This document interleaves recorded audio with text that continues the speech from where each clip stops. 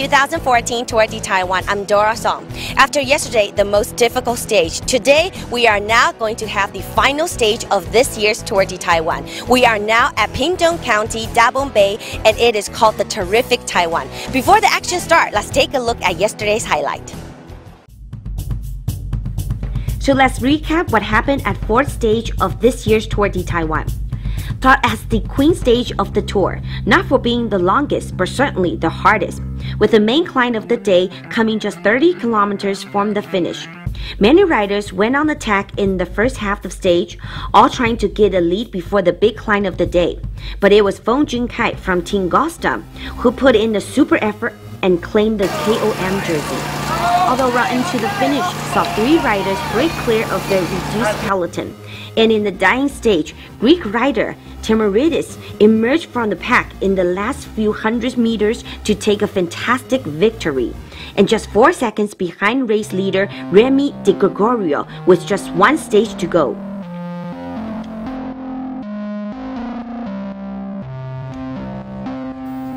Let's hear some words from Takashi Miyazawa. You have showed your teammate, who is the best Asian rider, the direction of the wind. How will it be for the final sprint, if it comes down to a sprint? We are looking for the stage win for me, and if he have a chance, Uchima have a chance, he get a bonus sprint point because he's not special sprinter, so it's difficult to get a last sprint. So I make the team working for the sprint point and at the last for me. Uchima is the last guy for me for make a sprint.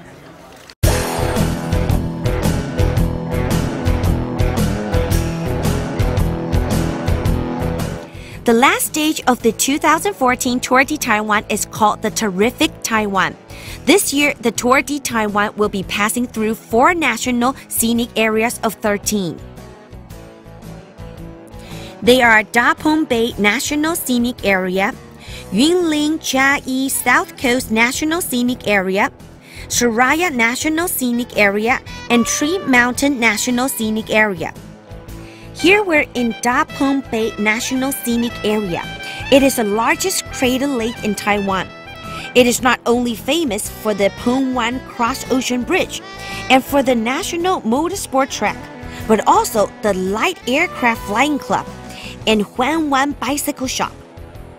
Every year here hosts a Da Bong Bay International Regatta. Donggang Town, which is adjacent to Da Bong Bay, is also a popular sightseeing spot. The Tuna Festival is also an annual event in this area. The Donglong Temple in Donggang Town has been beautifully crafted and is adorned with gold gate. This is one of the most famous temples in the south of Taiwan. Let's hear some words from the director of Da Bong Bay National Scenic Area Administration Tourism Bureau, Mr. Zhen Qingfa. 那这是第2年的比赛呢。那大鹏湾呢，因为我们有很完整的自行车的一个车道，然后对于骑乘这样。This is the second time that held the race at Da Bong Bay. We have a very complete cycling path, and it is very suitable for riders to compete their race here. Here I want to thank the Chinese Taipei Cycling Association to hold the race as the starting stage for last year's and final stage for this year. I can say Da Bong Bay's course is suitable for popularis cycling. I want to introduce to all the audience our course isn't just only suitable for races, but also suits for family activities. We have wetland and the only cross-ocean bridge in Taiwan, Peng Wan Cross-Ocean Bridge, and the cyclists will definitely be excited. 跨海大桥就是开启桥哈，这是全国唯一的。那这一次的赛事呢，也有很多选手，他们对于这样的一个跨海桥可以开启的这样一个桥非常有兴趣。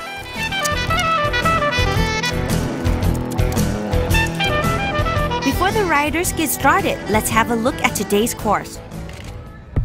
Let's take a look at today's route. It starts in Da Bong Bay, then heads out to the Peng Wan Bridge. This is a 14-lap race with each lap a total of 12 kilometers. The total distance is 168 kilometers.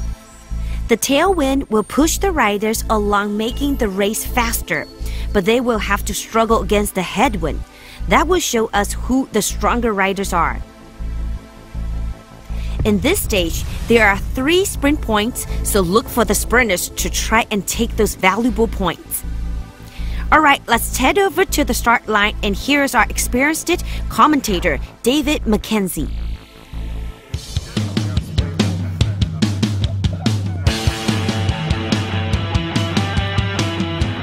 Here we are. Usually the last stage of the tour will be the easy stage, but today is the longest stage. How do you think, David? What's gonna happen? Yeah, look, thanks, Greg. It's an interesting one because look at the course here. It's 14 laps, and this is quite a big bay. It's about a 12-kilometre distance around. It's windy now, and it's only going to get more windy as the day goes. It's flat though, so we may see a breakaway go early on. I think Remy Di Gregorio, his team would like to see a breakaway go, take all the bonus seconds. He's only got a 4-second lead over Greek rider Tamilridis. 4 seconds, he can lose that in the final stage, in the sprint finish. And the top 10 is only 16 seconds between the top 10. So it's going to come down to the sprint bonuses and the sprint towards the line. Whether a breakaway will win or it will be a bunch sprint remains to be seen. We'll find out soon. Let's go to terrific Taiwan, terrific race.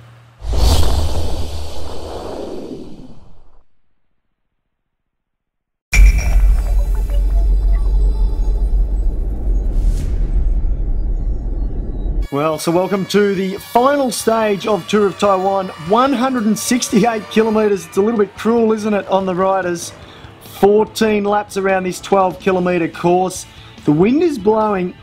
Normally you would say a bunch sprint, but you never know on a course like this. There will be some crosswinds. Peloton, they have gone out very quick indeed here. We've just skimmed through these first few kilometres. 2 riders, though, have taken a bit of a lead there. Number 54 and number 115. That is Haugaard riding for Froy Bianchi, and of course Ming Lu Shu for Team Gusto. Team Gusto, I tell you what, I've been super impressed with them throughout this Tour of Taiwan. They're a new Taiwanese team, and they've made their presence felt. And you can see now these two working well together. There is a bit of a group trying to get across to them though. I think the peloton at this stage, certainly Remy Di Gregorio and Team La Pomme Marseille, the team he rides for, he'd be happy to let some breakaway riders go. He wants the bonus seconds to be chewed right up, so he's not interested in those at all. But in fact, these 2 riders now are off the front here. So it's a separate 2 riders that are in the lead there, and you can see now the bunch just winding it up for this first sprint. But I'm just not sure if they're going to get there, and it's Buglas, in fact, that will take it out. And Juan looks like in second, and Jan Dieteren from the peloton will go across the line in third. That's at 36 kilometres. And you can see a couple of little splits here after that sprint. Few attacks. Riders still very keen. After 4 days of racing, 4 tough days of racing, still very motivated to get that stage win on the board, whether it's for the individual or for the team. Ben Johnson there in the Drapac red colours, hard to miss, aren't they, the red colours of the Australian outfit. Just moving himself up into this breakaway group, in fact. Now there's 3, 4, 5, 6 riders there, and there's 3 more riders you can see in the background just trying to come back. Almost a touch of wheels there with Johnson. But these 6, 9 riders now seem to be working fairly well together. Jubrailov is also in there for Baku. Hung from Chinese Taipei team. Hunal from the Czech team Balknecht. Martin Irvine, a former world champion on the track and a medalist just a couple of weeks ago, in fact, at the Track World Championships, riding for United Healthcare. He's in there. Khorshid for Tabriz. And there's the yellow jersey. Di Gregorio safely in the peloton for now. This would be working well for him. He'd be very happy. He wants to keep it in check though. 9 riders. He doesn't want that break to go too far away for now. If he can just let them hover at about 2 minutes, which is what they're at the moment. They've built up a lead to to about 2 minutes. Whether or not they will hold on remains to be seen, but they are working well together. But they're keen on the sprints too, you can see that. And it looks like as they come towards the line, it's hard to pick them out, but I think it may have been Hunal there from the Czech team. Let's look, it was in fact, and it was Hung in second and Jubrailov in third there. So Jubrailov getting in the action as well. And now you can see a more conservative effort from the peloton.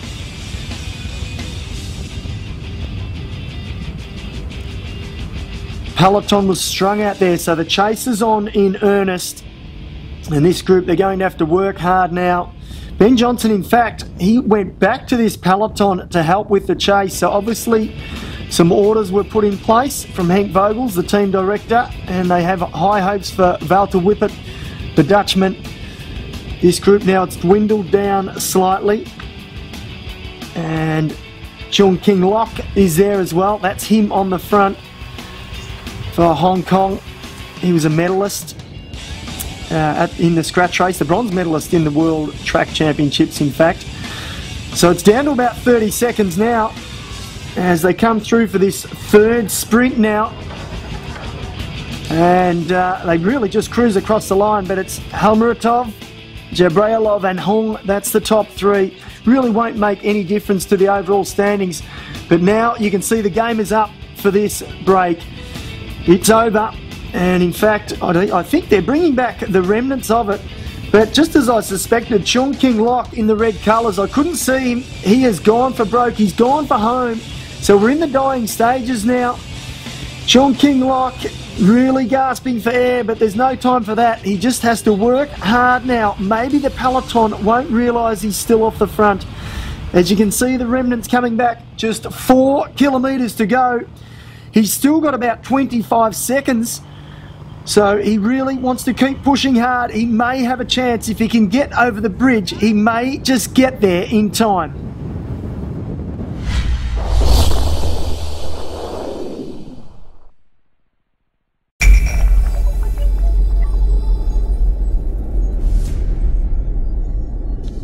So welcome back. We are in the dying stages now of this, the final stage. 3 kilometres to go. Chung King Lok, he has left his breakaway companions, but he's done, he's finished, he's looked over his shoulder, and there is the peloton coming at him. He knows the game is up.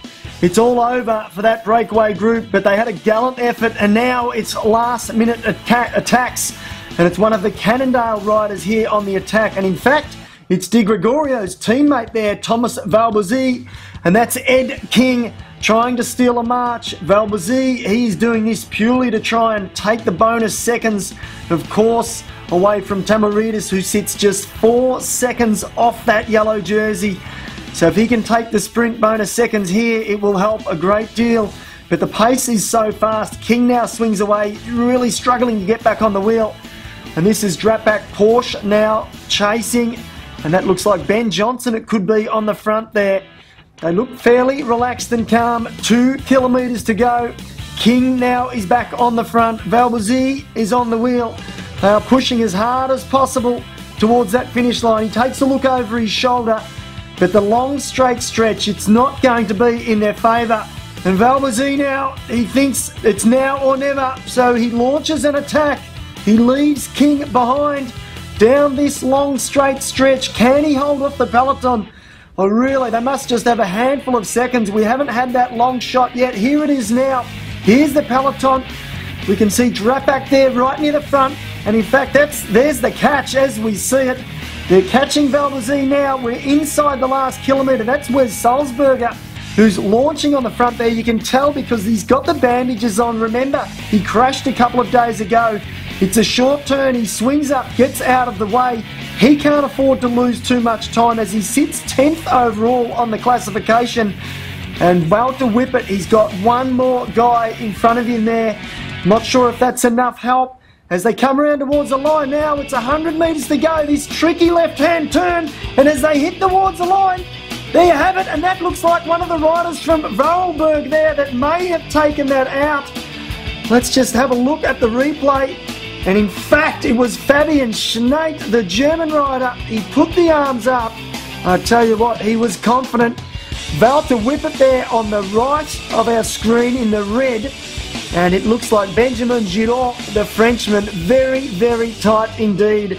But Fabian Schneidt gets the first stage win for his team. And what a stage win it was. A hectic sprint towards the line. There's confirmation. Fabian Schneidt, Benjamin Giraud and Walter Whippet rounding out the top three. Oh, it's incredible. We had already in the first day, we were really close to win the stage, and I was only stopped by a Greek rider who crashed into me and I fall down. It was incredible for me. I was so disappointed after the first day, and now I'm so happy to win this day. Well, he's all smiles, Fabian Schneidt, and so he should be. The team will be wrapped with him. The green jersey goes to Marco Zanotti, riding for Park Hotel Valkenburg. Of course, Feng Chun Kei, the KOM jersey for Team Gusto. Great performance by this team this week. And of course, the blue jersey to the Japanese national team rider Kohei Uchima. Won that outstandingly, but it's all about this man, Remy Di Gregorio. He led from early on, got away in that first day breakaway, and held on to a slender lead, just 4 seconds. Tamarita second, Zanotti third.